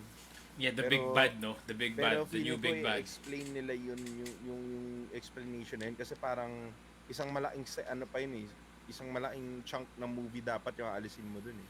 So iniisip ko parang dapat sa siya. The big bad pala on multiverse would be Kang, di ba? Yeah. Si Kang pala. Okay. Parang oo nga pala, hindi pala si Mephisto. Parang hindi pa. Confirmation. Wala pa si Kang ang magiging pala. I have a feeling sa Multiverse of Madness there's a chance. Pero it's really hard to see where Shang-Chi would be going forward. Parang ang hirap niya ilagay kung sang team up mo siya ilalagay. kung Gets. sang face or saang grupo or ano, ang hirap honestly for me, if you're gonna ask me, parang Gets. if you're gonna put it, para to, if you're gonna put him in grounded, parang sobrang overpowered naman niya, if you think about it. If you put him in like a level of, let's say, the defenders, mga level daredevil, ganun, parang sobrang overpowered naman niya. But at the same time, wala tayong alam, wala akong alam sa lore niya na parang there was bigger than Mandarin or like bigger na makakalaban yung kanya friend. So it's hard So I guess yeah, this would come back with just him and the Ten Rings again. Totoo yun. Sobrang nag-agree ako doon. Kasi parang niisip mo din maganda tong movie na to pero ano pa yung itutuloy? Paano nila itutuloy to? Knowing na isang malaking franchise yung na etong buong MCU, di ba? So, maganda siyang movie pero hindi ko alam din, pares tayo watch na, hindi ko alam kung paano siya isisiksik pa dun sa ibang movies. Bukod dun sa Rings. For me, the post-credit, in my opinion, mas naging confusing pa siya. Kasi parang ginawa na, pina-meet up ka na sa Avengers Alam mo yun? So parang basically, sinama ka na dun sa grupo. But going forward, saan mo siya makikita? As a fan, do you envision him fighting against, let's say yun nga, kay Spider-Man. So when he gets the call, parang dadating mo siya. Kasi parang ang out of place bigla. Example lang, andun siya. Tapos sa multiverse, imagine mo naglalaban yung mga witches, yung mga ganyan. Tapos biglang dadating siya dun. Di ba? And to think na parang tangin na hatak-hatak mo ba niya si Aquafina? Parang tangin na kaila. Kasi di ba, ang pinapalabas nila na your lives are gonna change, both of you. So ibig sabihin to, parang tangin na to, nandiyan si Shang-chi, ando si Aquafina. Di ba? So parang putang ina, ano gagawin ni Aquafina to? Gago kay Doctor Strange, pati kay WandaVision pag nagwawala na sila. Question dun parang diba? Gets ko si Shang-Chi na i-recruit ng Avengers pero bakit ni-recruit nila si Aquafina? Oo, na diba? Yung combat experience niya, kakakwento niya lang before siya kunin ni Wong. Na yun yung first time niya humawak ng bow tapos nagulat siya na patama niya yung sa dragon, gago. Feeling ko hindi siya magiging strictly an Avenger. Feeling ko magiging parang ano siya Feeling ko magiging mainstay character lang siya sa movies moving forward. Parang yung character ni Darcy. Ano ba yung Mexicano sa Ant-Man? Yung mabilis magkwento. Yeah, pwede. Yung role niya moving forward. Yeah. But the thing is, at least yun nga that guy wasn't recruited in the room. Gets? So, magigets natin na parang yun yung character niya. But to think na isama mo si Aquafina in that kind of, parang kumbaga, that kind of meeting, you're basically telling her, you're now part of us. Di ba parang ganun yung naging apply? Kasi parang, kung sinama mo siya dahil nakakita siya ng something stuff, but si Trevor di mo sinama. To think na pareho lang naman siya normal person. Di ba? So for me, parang, are we seeing, so all the scenes of Shang-Chi or all the movies of Shang-Chi, si Aquafina ba nandun? Parang ganun ba mangyayari? Or this is like na ano? I'm not counting on it. Well, yun nga I mean, ako ayoko, honestly. Tangin ng awkward gago. Imagine mo nakikipaglabang Shang-Chi, kailangan mo isipin yung best friend mo nandun. So parang, ano yun, parang... Here's a theory. Why not put Aquafina along with Hawkeye so that Hawkeye can train her how to use the bow? Pwede rin. Ayun pa, speaking of Hawkeye, yeah, Hawkeye is already, yung series is out niya, di ba? Parang, if you think about it, Hawkeye is grounded. If you put Shang-Chi there, puta overpower siya dun. So, alam mo yun, hindi mo alam kung saan siya ilalagay. Pag nilagay mo siya, let's say, in another Wanda series, let's say, example lang, Wanda and Shang-Chi series, para rin naman underpower siya if you're going up against kung ano man yung kalaban ni Wanda or something. So, parang, ano ba yung team up? Maybe siguro wala tayong alam regarding kay Shang-Chi, pero ano ba yung mga team ups niya? Kasi feeling ko talaga, team up niya mga puro defendants Yung mga defenders ang pinaka-team up niya sa comics kung di ako nagkakamali Ako, I really think na as the story moves forward in Phase 4 and Phase 5, I really think na the Ten Rings will have more power, basically. Pwede. Kasi pinakita doon sa movie na using this ring really depends on the user and how he uses it. Kumbaga, the dad uses it strictly for like kung fu, whereas Shang-Chi uses like Dragon Ball moves. So parang when you think about it, the possibility or the potential is limitless with the use of these rings. So, yes, I do agree na, at a point, I do agree na very awkward yung position niya in terms of power level, kung saan mo siya ilalagay. Pero maybe, depende kung paano gawin ng Marvel i-explain yung power talaga ng Ten Rings. Doon natin malalaman more kung saan siya talaga masushoot. Anong spectrum natin siya ilalagay? Yeah. Kasi, you never know, pare. As the story moves forward, they can say na parang, oh, the user of the Ten Rings is as powerful as Captain Marvel, which is technically the strongest person in the story at the moment. So, you never know what Marvel does kasi Yeah. all they have to do is say it and then it's gonna happen, di ba? Hindi, tsaka ganito na lang natin isipin to, men. Ako parang pwede mo rin sabihin yun kay Spider-Man sa totoo lang, pre. O meron siyang super strength si Spider-Man, pero para labanan mo ng suntukan head on yung mga nakalaban nila sa series tsaka doon sa endgame, di ba? It doesn't make sense, pero it somehow works na nahanapan nila na paraan kung paano gumana yun. Yeah. Also, imagine Hawkeye, a normal human being with a special arrow in the first Avenger movie. That's kind of an awkward thing. Well, but it Yeah. works. So parang feeling ko hindi na magiging problema yun na kung saan siya ilalagay. Kung baga sa laban, ang magiging problema na lang sa kanya kung saan siya ilalagay sa storya moving forward. Story, yun nga. Yun yung magiging problema sa kanya, yun yung nakikita.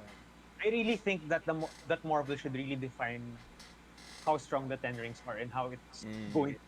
Kasi parang very subjective yung pagkaalam natin dun sa Ten Rings eh. Di ba? Parang we know nothing about it, technically speaking. We don't know how strong it is, we don't know how to Tapos use yun yung it. title, men. Pero sa bagay yung Ten Rings na sinasabi yung grupo, hindi naman yung Ten Rings na weapon.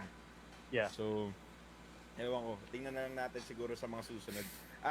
Parang hindi na, at this point, hindi na ako nagda-doubt sa Marvel eh. So, alam naman natin na maglalabas sila ng kahit papaano quality na content. Hindi naman sobrang pare-pare sila ng standards, pero at least yung kaya mong panoorin tsaka maintindihan mo pa rin. So, abangan na lang natin siguro. Natakin na ba natin lahat? Sabi sa comments, sabi ni JM, if it was the comic books Ten Rings, he's probably much more powerful than Captain Marvel. Oh, interesting. Solid yun. Pare wala akong background Ako din eh. wala akong background knowledge sa Ten Rings. So, I'm kinda in it for the ride right now kung anong gagawin nila sa Ten Rings na yan. Sabi rin ni Robin, pare, maybe Vision can enlighten them on what the Ten Rings are since he has the Mind Stone. He doesn't have the Mind Stone. Wala na. There are no stones anymore. Wala na. It was destroyed already. Actually, it was not. It was put back by Steve Rogers in the Endgame. Ayan, fun facts. Tsaka yung Vision na natira yung parang Yung White wala Vision. na masyadong alam. Yung White Boy Scene. Vision na. Yung Boy Scene. Si Boy Scene. Si Poison Vision. Si Boy Scene Vision. Tangina. Habang buhay. Tangina, puti-puti. Albahin ako si Gago. Yung Mind Stone ngayon, Robin, parang SD card na lang sa ganito ni Vision. Umiilaw lang. Design. RGB na naman RGB na naman ginawang mouse. Pagkapit mo sa remote si Vision, nag-iiba na kulay. Iba yung kulay. Predator Vision no? Razor series. Razor, gago. Kinakita yan. Bigyan naman natin talong rating to. Talongan natin to. Pwede na natin to. Ratingan na natin to. Pero since wala tayong sound system, wala tayong sound i-add na lang sa edit yan. Tunin. Talong rating. Long rating. Go. Talong rating tayo. Right. Ako pare, for me, this movie is really fresh in the first two acts. So, probably yung first 1 hour ng movie. I really liked it. Pero the problem is, yun nga, yung last act of the movie felt like this detached from the first 2 acts of the movie. Because of the first 2 acts felt very grounded. It had really genuine characters with genuine motivations, with real tragedies, with real stories, and all that. Whereas yung last act, yung third act, parang bigla na lang naging mythology heavy, may dragon, very bombastic. So parang it felt detached from the first 2 acts.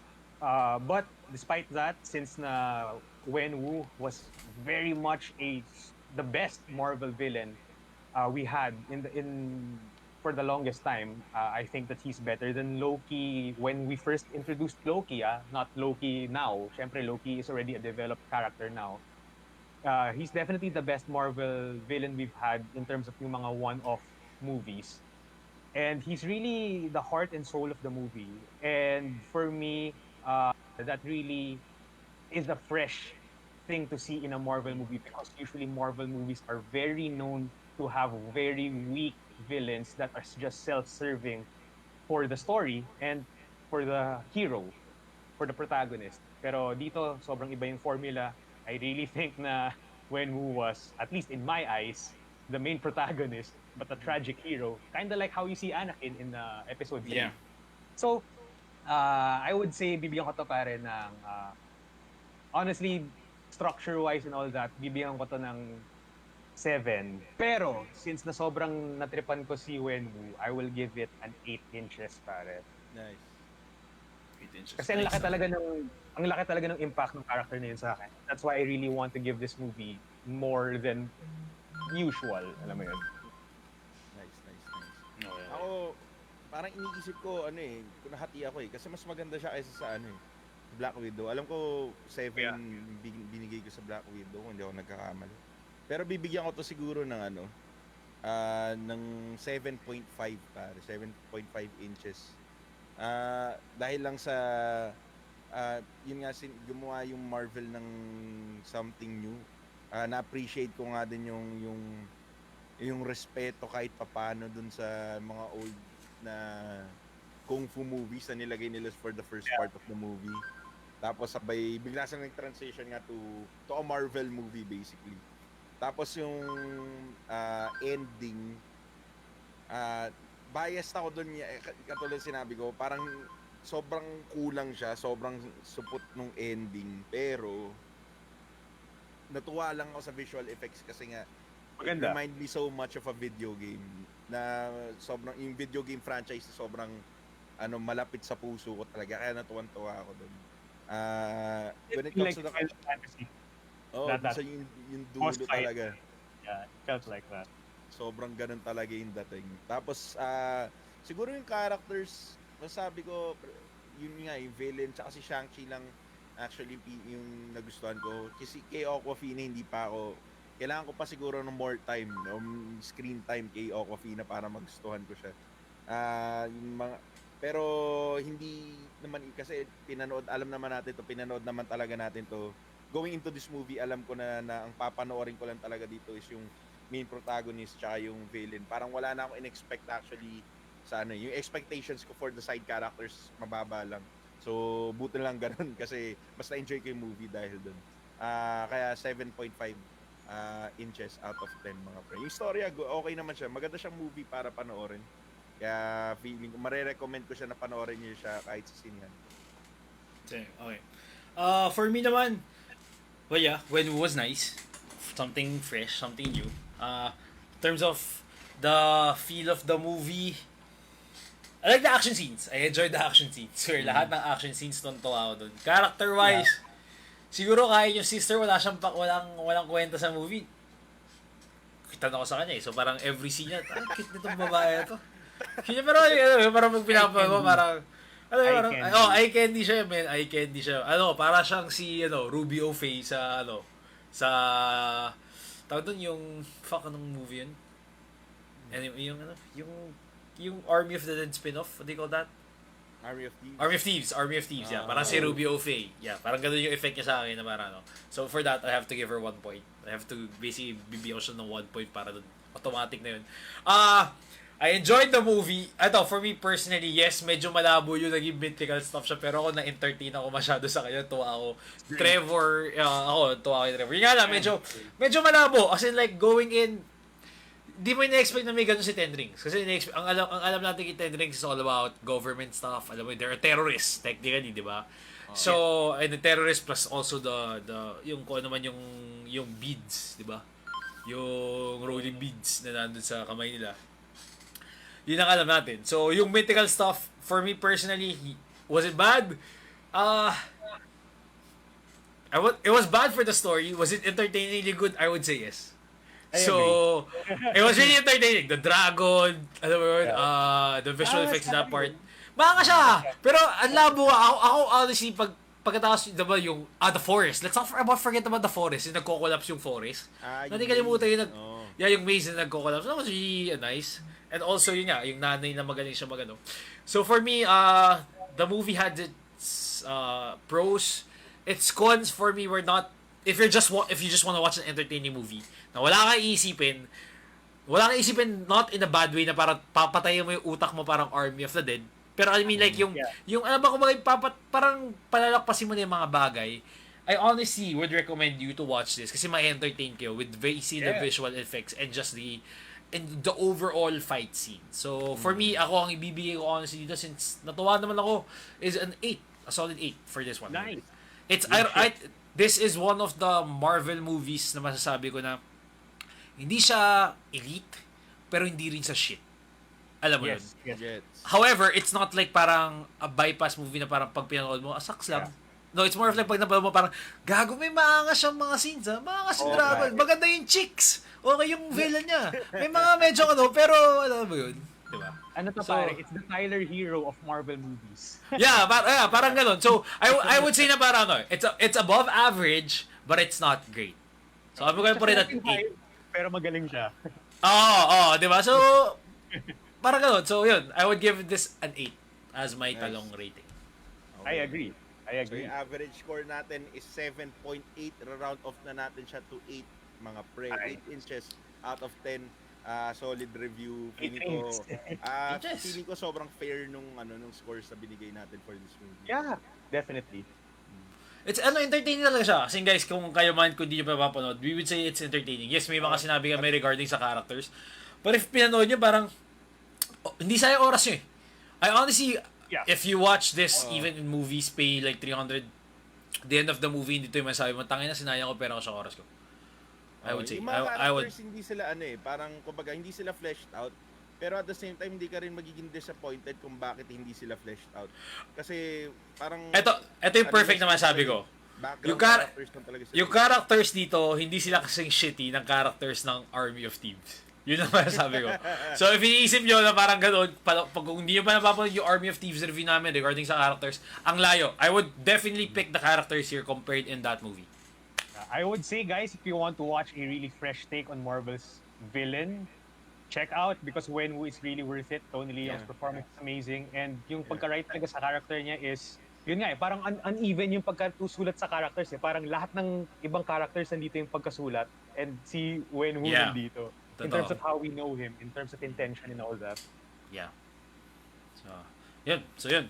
I guess, guys, ito na ang panahon kung saan bibigyan namin ng mga recos na movies and series namin for the week para panoorin yung mga tigang. Ito ang piniling talong of the week. So, mag-start ako this week. Meron akong gustong i-recommend na movie this week. Let's go for it. Movie na isa-start ko na i-recommend this week is a movie na pinag-usapan namin last week sa aming Netflix movie releases, which is Tick, Tick, Boom. Gago maganda. Maganda yung Tick, Tick, Boom. I'm not even kidding. The songs are really catchy. The story itself is based on basically the writer. So, imagine mo, itong movie na to was a play na ginawa nila movie. So, basically, yung play kasi na Tick, Tick, Boom, it's a autobiography of the writer itself, which is Jonathan Larson's. So, ginawa niya itong movie. Ang galing gago. The songs are really gago, maganda yung mga songs na. Tontuwa ako sa mga songs. Andrew Garfield din sa movie. Min, kumakanta pala siya.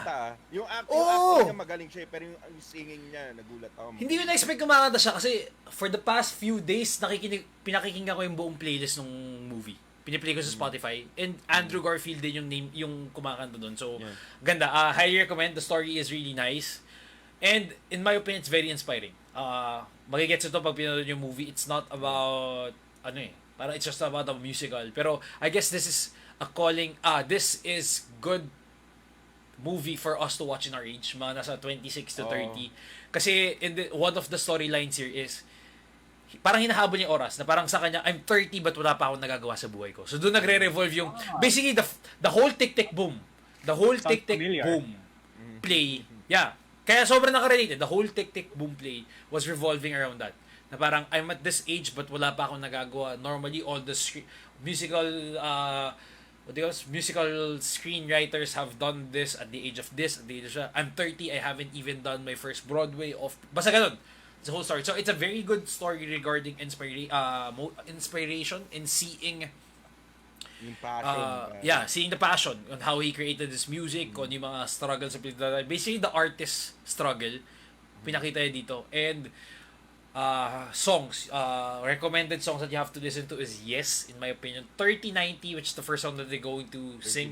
3090. Yeah. And also, This is the Life. Poaching This is the Life. Oh my god, you have to listen to this. Ang ganda ng beat ng This is the Life. Natin yan. So, Nice. ayun, that is my piniling talong of the week. Tik tik boom. Nice. Alright. Well, ako pare, as I've said earlier, yung piniling talong of the week ko is Kung Fu Hustle, pare. Pare, I mean, honestly, pare, it's never a bad time to watch Kung Fu Hustle. Yes. Seryoso yun, pare. Kasi Mhm. this is literally the movie that is always entertaining and somewhat also inspiring in a sense. Kumbaga, this movie is a good mix of comedy and coming of age. Yeah. Kasi this movie is about basically a delinquent duo na parang ano lang sila parang mahirap tapos nasa streets lang, they want to be hooligans, always getting caught up in shenanigans, and they all want to get into trouble basically kasi because that was basically the norm of the time. And what I really liked about this story is that from the kindness of two kung fu masters, but regardless, it's basically the kindness of two good willing people. This hooligan before has now transcended himself from the norm, which is basically yung axe gang. That's what we wanted to be before. Yeah. But now, since na inalagaan siya ng mga taong ito, showed this stranger some kindness, he had now this newfound power. You can say it's metaphorical, pero in this movie they showed it in a very comedic way. Kasi parang bigla siya naging hero, parang siya naging the one. Bigla siya na maging master yung pagkatapos Oo, yung pare. So this movie is a really good mix of that. Yung tipong pwede mo siyang isipin ganun na malalim. Pero at the same time, you can just watch it for the sake of comedy and entertainment kasi sobrang ganda niya. Alam mo, it's a good mix of comedy and at the same time there's some philosophical elements in it. Kumbaga, this movie is not just alam mo, hindi siya yung parang scary movie, ganun yung BS. Yeah. Hindi siya empty calories. That's what I'm trying to Yeah. say. Alam mo, Totoo yun. movie has something to say as well. At least in meditation of being kind and transcending on your current darkness. Alam mo yun. So, Kung Fu Hustle, watch it, pare. This is really Nakakatawa great. nga talaga yan. Yung movie na yan, parang pag tin-translate mo siya, nalagyan mo siya ng Tagalog dub, gago gagana tong movie na to kahit Tagalog dub siya. Yung part doon na yung parang hinahamon niya yung buong village, gago. Tapos, yung tinuro niya yung nakasalamin, di ba? Di ba parang, di ba, nagsasalita ng Chinese, ganyan pa siya magturo. Tapos basically, pagka ginawa mo Tagalog dub, ikaw, yung mali dyan. Eh, putangin na, mumumpupo ka na dyan, hindi kita kailangan. Di ba? Parang, kaga sobrang bagay nung Tagalog dub pagka tinagalog dub nila yun. Sobrang nakakatawa yung Kung Fu Hustle. Solid. Siya eh. Gusto ko yun, naliligo lang siya eh. Tangina na sigawan pa eh. Yung sa Poso Negro. Yung nagsasapon siya, tapos napalo siya sa tenga, gago. Ina ka. Sasabukap By the way, pa. Nung high school tayo, shout out kay Albert Sabado. Gago siya yung sinasabi kamukha nun. Gago. High school tayo siya yung sinasabi. Kamusta ka, pre? Kung nanonood ka man. Yeah, pare. Kung Fu Hustle is really the best kasi yun na nga, it's comedy pero meron ding hero's journey siya. So, sobrang Yun nga daw si yung dating Shang-chi, gago. Di ba? The original 10 rings yun eh. The original 10 rings. Solid yung mga recommendations. Ako naman, nandun ako sa linya ng recommendation ni Wach na may pagkahalong musical pero imbis na parang fun tsaka inspiring. Well, kind of inspiring to in a way. Pero at the same time, drama. I-recommend ko sa inyo yung A Star Is Born. Pinanood ko recently. Uy. Oh Sa- shit! Hindi ko pa Hindi ko pa napapanood. napapanood yan. Pare, sobrang nagulat ako dito sa storya na to na dinirect pala ni Bradley Cooper, pare. So, sobrang I think he also wrote it, I believe. I mean, sinulat niya.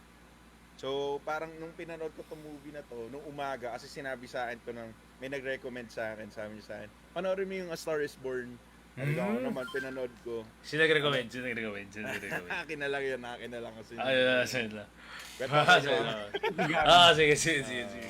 Maganda. Ganda, ganda. Okay. Maganda yung Maganda yung nag-recommend o yung Pati movie? nag-recommend maganda. Pati nag-recommend. So, Ivan, naiyak ka ba? Naiyak ka ba? Dun sa ending, Hindi, wala akong alam sa movie to Okay, wala. Pero I know it's that kind of movie hindi ako Mahal mo na. siguro. Yung movie. Yung movie, mahal ko yung movie. Pero yung, ang tawag ko dyan, hindi ako naiyak pero nalungkot ako. So parang, ito yung movie na to na parang hindi mo ine-expect kung saan dadalhin yung story actually. Sobrang nagulat ako kung paano nila sinabing storya, kung paano nila dinala yung characters sa kung saan sila dapat. And surprisingly, si Lady Gaga was very good in this movie, pare. Yung parang hindi ko in-expect na magaling siya mag-act. Nagustuhan ko siya. Although at times may parang kinukulang sa emotions. Kala mo hindi siya seryoso dun sa scene na yun. Pero yung performance na dinala niya bilang, kasi hindi mo naman siya nakita sa movies, man. Parang siya, pop star siya, diba? So nung nakita ko siya sa movie na to, gulat na gulat ako yung acting, sobrang galing. And Bradley Cooper, always amazing, pare. And favorite ko rin yung movie niya na American Sniper. Maganda yun. Maganda yung movie na yun. Yes. So yung kung paano niya, magaling na artista siya in a sense na nawawala talaga siya sa character niya. And the same can be said about this movie kung saan yung character na pinoportray niya, parang hindi mo iisipin na siya si Bradley Cooper from The Hangover or American Sniper. Ang galing talaga ng acting dun. Sobrang nagustuhan ko yung storya. And also the side characters were pretty good. Yun yung masasabi ko, man. So I recommend you watching A Star is Born, mga pre. Nasa Netflix siya. Hindi, wala na. Umalis na siya nung November 30 pala yung last. Saan napunta? Balikin mo, Saan napunta? Pabalikin mo, pare. Umalis na. Hindi mo mahal mo. Hindi mo mahal mo. Tinanggal na. No November 30 pala yung last day. Sakto yun. Kasi the day before ko siya napanood. Pero, Grabe naman yung nag-recommend sa'yo. Ang galing. Bago pa. Sobrang galing. Bago pa mawala. Glad. Ganda. Saka magaling, no? Magaling. Maganda tsaka magaling. Mahal mo na yung movie. Mahal ko yung movie. Yan. Ayun, so guys, yan ang aming piniling talong of the week. So, if you have any comments or thoughts about sa mga movies na nirecommend namin, guys, do hit us up in the comment section pag nilabas namin yung post or dito sa comment section. Yan. So anyway guys, yan ang aming episode 36. Maraming salamat. Sinamahan nyo kami. Pasensya, nagkaroon kami ng technical difficulties at medyo na late ang aming stream. Hopefully next week we're back to our Tuesday scheduling. Si Ivander, nag-out of the country. Kaya medyo nag-move. Nagbakasyon lang naman. Okay lang naman yun. So medyo nagbakasyon. Mahal mo na. Yung bakasyon. Yung movie. May special place sa akin yung sa puso. Special. Yeah. Hindi pa naman masabing mahal, pero may special place. Yeah, tama yan. So hopefully, sa puso. Baka sa iba yan. Sa puso, ha? Sa puso. Hindi sa Shang-chi. Hindi sa 10 inches ni Shang-chi, ha? Hindi. Ayun. So anyway guys, maraming salamat. Sinamahan nyo kami sa episode 36 namin ngayon. Kaya ito, mag-outro na kami. Alright guys, thank you for tuning dito sa episode 36 namin ng Shang-Chi. At sana magustuhan niyo yung recommendation namin. And kung meron kayong comments about that, let us know sa comment section below. And at the same time guys, it's me, Flick Friends. As usual, if you want to see my content, nagre-review ako ng mga movies and series sa channel, sa page ko here in Facebook, at Flick Friends. Doon din ako gumagawa ng mga memes, kung trip yung mga ganun bahay, mga kalokohan doon. At the same time, I also do fitness content in YouTube at Fit Friends. That's where I do generally my fitness content, where I review fitness equipment and fitness supplements and everything under the sun regarding fitness. So that's Flick Friends for kalokohan and Fit Friends for kalusugan. Guys, thank you again for tuning in. Sorry again sa technical difficulties, but we'll see you again next week. Ivan, kumusta? Kamusta mga pre? Ako si Evander, si sound streamer ng Talong Gaming. Sabi ni paring Robin, Boss Evander, kailan next stream? Alam mo, nakakailang sabi na ako ng next week, pero gusto ko talaga next week na talaga ako mag-stream. Mga pre, gusto ko nang bumalik talaga sa streaming. Hindi ko lang maayos tong lecheng mga templates ko. Kasi hindi ko alam kung bakit hindi ko siya magawa. Tinatamad ako ulitin na siya. Alam mo yun, nagawa mo na sobrang daming animations dun sa putang ina-stream. Tapos uulitin mo lahat yun. Yeah. Dahil sa na-delete yung hard drive. So parang bigla akong nawawalan ng gana gawin yun. Pero gusto kong bumalik. Nakakatawa nga nun. Dapat mag-stream ako nung anniversary ko ng kasi nung November 19 yung anniversary ko ng streaming. Pero Sana all. pero hindi ko na siya natuloy dahil nga doon sa mga pangyayari. Pero yun nga mga tol, abangan nyo na lang ako sa page ko sa fb.gg/I'mEvanders para malaman nyo kung kailan talaga ako mag-stream. Wag na kayo magtiwala sa sinasabi ko next week. Mag-follow na lang kayo para pagka nag-follow kayo, manonotify kayo kung kailan ako nag-live. Madalas nilalaro ako ng mga story-focused single-player games. So, kung trip niyo yung mga ganong klaseng games, panoorin niyo yung mga videos ko. At the same time, may mga highlights ako ng mga gulat highlights ko doon. Kaya kung gusto niyo ng mga taong nagugulat, tsaka mukhang tanga sa stream, panoorin niyo yung highlights ko mga pre. And roll. Alright, so ako naman, for me, you can follow me on Instagram. It's at kgkawachi. And also what do you call this? On my other page, Gio Kawachi, and also in this page, Wach. Sorry, medyo distract ako guys. I-announce ko lang, PGL, Team Secret. Panalo sila ng first game, first round. So, 1-0 ang Team Secret ngayon sa Team Gambit. So, yes, after ito, baka, well, sa amin, sa mga barkada ko, mag-watch stream kami. So, leading ang Team Secret ngayon, 1-0 sa Gambit. Next Oh yeah, baka magano. Ito ngayon, next game. So, best of 3 to 1-0 na sila ang Team Secret ngayon. So, lipat tayo sa Discord. Yeah, lipat tayo sa Discord. Ang next match, Breeze. So yun guys, support nyo ang Team Secret, which is basically our Philippine national team sa Valorant. Anyway, you can follow me at Instagram sa KG Kawachi, also my page, Gio Kawachi, in this page. Next week, babalik kami for another episode of Tambayang, episode 37.